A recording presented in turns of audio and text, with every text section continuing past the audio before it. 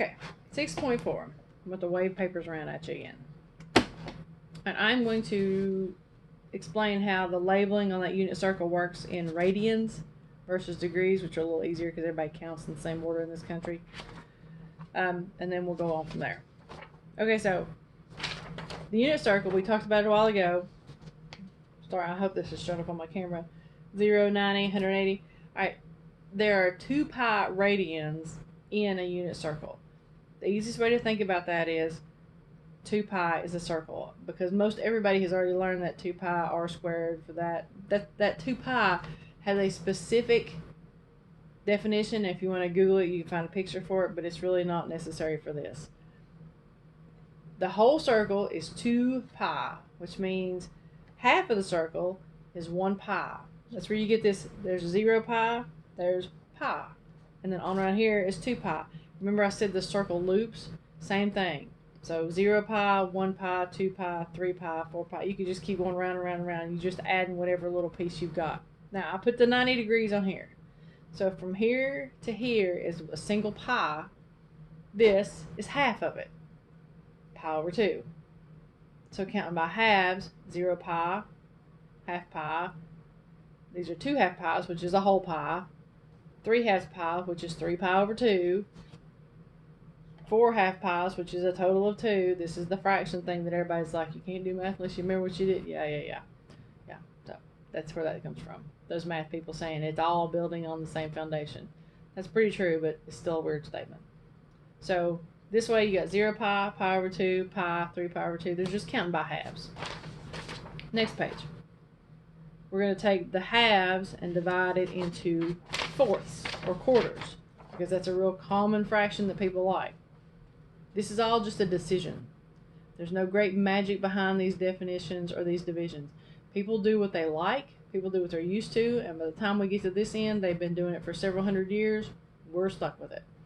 So if I'm going to divide into quarters, here's 0 pi.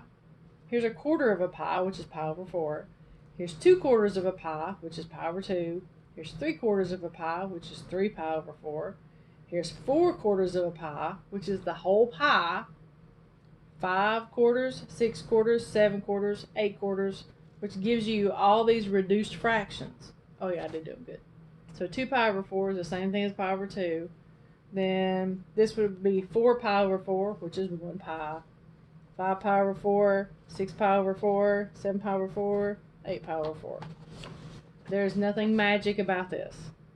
It is just the conventional way we have learned to do it.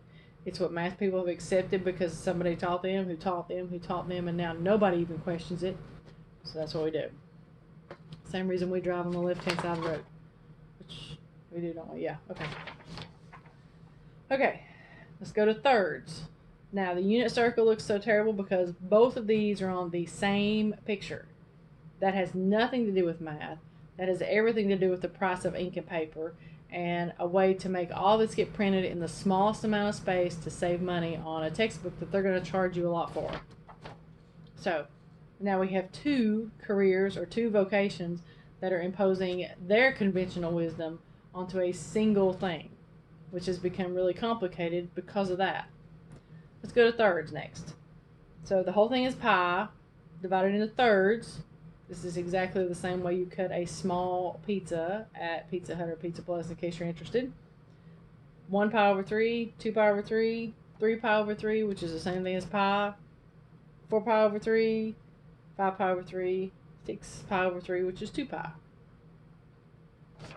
Now, let's cut it into sixths because thirds wasn't complicated enough. Anyway, sixth out. This is what's on the unit circle. Into sixth. Not threes, but sixth. So here's 0 pi. Here's 1 pi over 6, 1/6 of a pi. And remember, the whole thing is 2 pi because if you think about pi as being the whole circle, that's going to mess with your head. 1 pi over 6, 2 pi over 6, which is the same thing as pi over 3. Remember, we just had that. Then we have 3 pi over 6, which is the same thing as pi over 2. 4 pi over 6, which is 2 pi over 3. 5 pi over 6, 6 pi over 6, 7 pi over 6, 8 pi over 6, 9 pi over 6, and I didn't reduce the ones on the bottom because I left them for you guys to think about. 10 pi over 6, 11 pi over 6, 12 pi over 6. There's no great magic to this. It is simply fractions.